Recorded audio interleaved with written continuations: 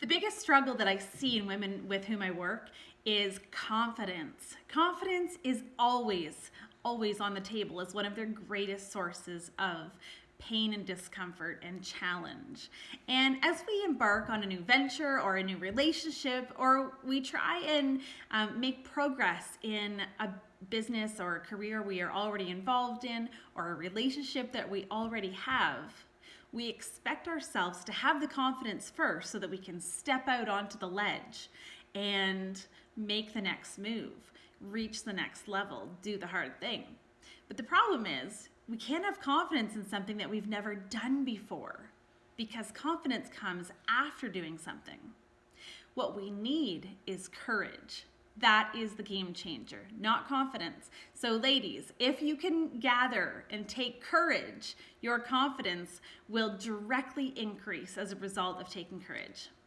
My name is Jen Todd. I am the founder of Shift Collective, which is an organization devoted to helping women reach their next level through taking your biggest trials and helping change them into your biggest triumphs. We see women every day succeeding because they work on the inside first, and that translates directly into business acceleration and growth.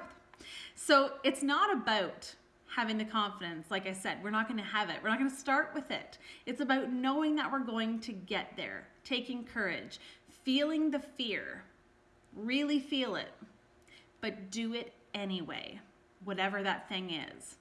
Feel the fear in all different kinds of, in all different ways and shapes and forms. It might be sensations in your body. It might be like a tightness, like an anxiety feeling. It might be that you're scared to try something new. You're afraid of failing. You're afraid what people will think of you. That's okay. It doesn't matter what it looks like. We're going to take the courage and step right in to that fear boldly. That's what's going to be the game changer. Who you are right now is exactly who you need to be. So I want to say that again. Who you are right now is who you need to be to hit your next level. Okay? You don't need to get there first. That's not possible. You need to take courage where you are with what you've got right now. And a lot of times I feel like we're held back by people. We're held back even or especially by the people who love us most, because they fear what us changing is going to mean for them, if that makes sense. They fear our changes. They don't even know they're doing it. It's subconscious. It's that whole crabs in a bucket analogy. But the next time someone tells you, oh, you've changed, instead of taking a defensive stance or partnering with them and seeing that as a negative thing, try thanking them. Thank them for noticing that you've been working on yourself, that you've been working on a new skill, and that you have changed, and that's a positive. And if you lead with confidence and love, the other person will follow suit. So it's just about making everybody confident after you've taken the courage to initiate the change. So I want you to start thinking about it from a place of courage. And it takes courage to show up differently, especially for the people that we are closest with, because they have come to expect a certain level, a certain standard from us. And if we're going to change that, we have to expect they're going to notice and then respond accordingly by thanking them for noticing the change. See, we're in a constant flux. We're not supposed to remain the same. We have the ability to learn and grow and the capacity to reinvent ourselves as frequently as we want in this lifetime. That's exciting to me. I would hate for someone to say, like, Jen, you're the exact same now as you were 10 years ago. That would hit me way harder than someone saying you've changed. The problem is that usually when someone says you've changed, they have a bit of a tonality involved in that. And our brain perceives that as we need to defend, like get into attack mode. And that's not. We need to do the exact opposite. We need to get into gratitude mode, into a mode of receiving with grace and acknowledging that they are right. So just remember, when you lead with confidence, other people will follow suit, whether in personal life or in your personal life or in business.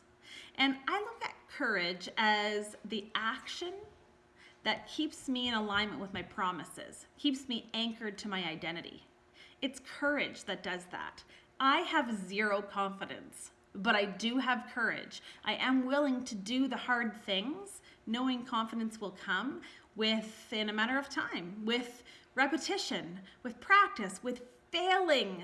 Confidence comes with failing because I learn a little bit about how not to do it every single time I try something. I mean, nothing has ever come easily to me where I felt confident stepping right in. Nothing. And probably the same for you. So when your goals are only based on things that you can already do right now, say you've got 2020 goals and they're based on 2019 skill sets that you already have achieved, my friend, you are not playing big enough. You're not. You need to develop 2020 goals based on skill sets that you do not currently have.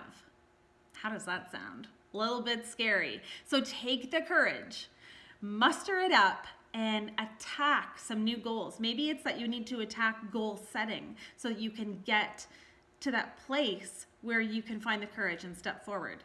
And it's often when we step into the darkness, our own darkness, it's like you're on a path of stepping stones. And once you take the first step, the next step is revealed. But the problem is we want it to be the other way around. We want to know all of the stepping stones, the whole path before we start. And so what happens? We don't start. We get analysis paralysis. We let our fears talk us out every single time. But you've got to look at it from a place of when you hit the first stone, then the next stone's revealed, then the next stone's revealed. And oh, maybe it's actually going over here because the process is going to outline the path sometimes. And you've just got to take that first step into the darkness, into the unknown. And that is what requires courage. And as soon as you do that, confidence follows suit. Okay, so this can mean if, as a parent, I want to try a new style of parenting. What I'm doing is not working. I have to be brave enough, take the courage to step into that unknown territory and see how it lands with my kids. And then once I see that stepping stone, how, things settle when the dust settles, I take the next step and then the next step. Same in your business, same in your career. And if you're just coming out of university and you're not sure what you want to do, you take a step. Take a step. Do not stay stuck. Do not stand still. Volunteer. Get a mentorship opportunity, like where you're seeking mentorship, and start taking steps in the direction that makes you the most uncomfortable, because a lot of time that discomfort marks such significant opportunity. Okay? Your fears are such a powerful indicator of opportunity. So I want you to ask yourself, what am I afraid of currently? What do I need to step directly into? And know that's going to shine the light on your path. It's going to start to open doors for you that you didn't even maybe know were there, or maybe they were closed. You didn't know. But you've got to take a step out. You've got to brave that wilderness for a little while until the confidence comes. You've got to be okay with not being perfect, with making mistakes, with not looking perfect, sounding perfect. Perfect's boring. So don't even worry about being perfect. No one's going to even notice. Everyone's more focused on themselves anyway. So step out boldly. So I want you to allow yourself to sit with this. Write down your biggest fear. If you're uncertain about it, allow yourself to sit with that uncertainty for a while. Shut off that automatic crave response that your brain has to gravitate to the thing that feels most certain, because that's an indicator you're going to be playing too small with your goals. Okay, so in a nutshell, we are going to lead with courage, not confidence.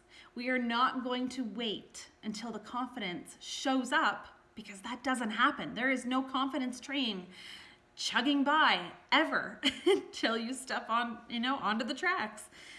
We're going to just boldly move in the direction of our dreams. We're going to make sure that we don't have all the skills to achieve those dreams yet, and that we actually have to set goals around acquiring the new skills, acquiring the new attributes to even get to the dream. And feel uncertain. Sit in your uncertainty for a little while.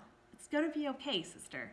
You've got to just play big enough to make your impact on the world, and know that you're doing the best that you can with what you've got, and knowing that you are here for a purpose and that you are called to do great, amazing things. I hope that served you in some way today. Please leave me messages or comments below so I can respond. Cheers, have a great day.